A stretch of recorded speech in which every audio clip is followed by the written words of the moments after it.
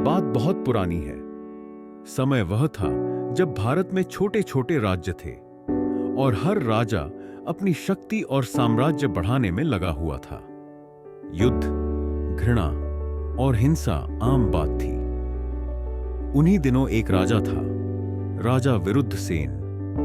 वह बहुत शक्तिशाली, युद्ध कुशल और अहंकारी था। उसने अनेक राज्यों को जीत लिया था।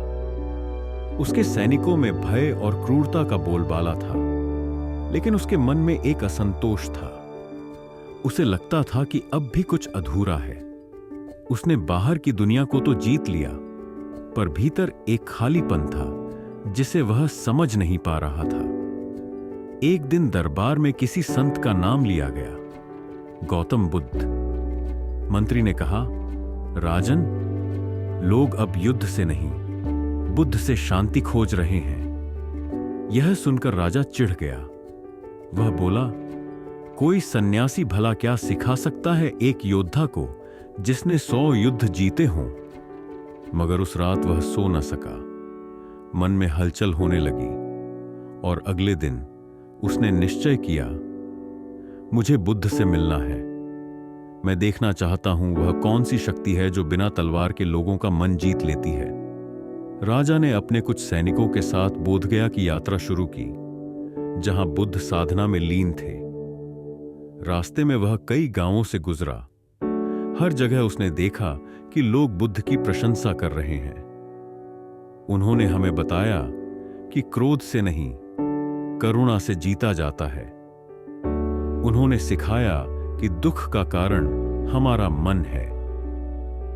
राजा चकित था, सोचने लगा, क्या सच में यह सब संभव है? राजा जब बुद्ध के पास पहुंचा तो उसने देखा एक शांत चेहरा, शांत आंखें, कोई भय नहीं, कोई घमंड नहीं। बुद्ध पीपल के पेड़ के नीचे बैठकर ध्यान कर रहे थे। राजा ने प्रणाम किया और बोला, मैं राजा विरुद्धसेन हूं, 100 से ज्यादा युद्ध जीत चुका हूं। क्या आप मुझे कुछ ऐसा सिखा सकते हैं जो मैंने अब तक नहीं जाना? बुद्ध ने आंखें खोली, मुस्कुराए और बोले, राजन, क्या आपने कभी स्वयं को जीता है? राजा चौंक गया। स्वयं को? इसका क्या अर्थ? बुद्ध बोले, आपने दूसरे राज्यों को हराया, लेकिन क्या आपने कभी अपने क्रोध, ईर्ष्या, अहंकार और लोभ को हराया है? अगर नहीं, तो आप अब तक हारे हुए हैं। राजा अब चुप था। वह सोच में पड़ गया। उसने कई बार क्रोध में निर्दोष लोगों की हत्या की थी, धन और भूमि के लिए राजाओं को धोखा दिया था। वह जानता था कि वह बाहर से विजेता था, लेकिन भीतर से बहुत हार चुका था।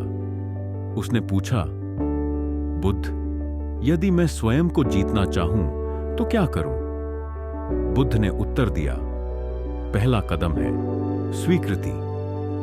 स्वीकार करो कि तुम्हारा क्रोध तुम्हारा शत्रु है, तुम्हारा लोभ तुम्हें कमजोर बनाता है और तुम्हारा अहंकार तुम्हारी सबसे बड़ी हार है।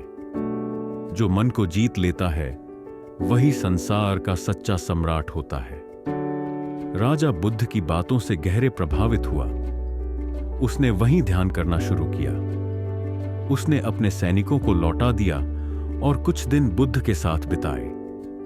इन दिनों में उसने पहली बार अपने मन के भीतर चल रही अशांति को देखा, अपने भूतकाल के पापों को महसूस किया, पहली बार खुद से माफी मांगी।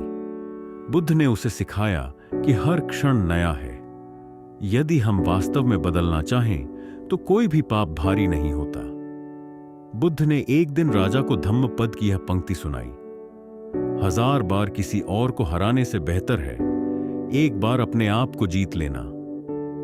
राजा की आंखों में आंसू थे। वह बोला, मैंने असली युद्ध तो अब शुरू किया है, अपने भीतर का युद्ध, और अब मैं हार मानने को तैयार नहीं। कुछ महीने बाद राजा अपने राज्य वापस लौटा, मगर अब वह पहले जैसा नहीं था। उसके शासन में अब युद्ध की जगह संवाद हुआ करता था, करुणा की जगह क्रोध को हराया गया, और उसने अपने लोगों से क्षमा मांगी जिनके साथ उसने अन्याय किया था। वह अब राजा विरुद्धसेन नहीं, ध्यानसेन कहलाने लगा। एक ऐसा शासक जिसने बाहर ही नहीं, भीतर की दुनिया को भी जीत लिया था। मनुष्य स्वयं ही अपना मित्र है और स्वयं ही अपना शत्रु। यदि तुमने मन को जीत लिया तो जीवन की हर लड़ाई तुम्हारे चरण चूमेगी।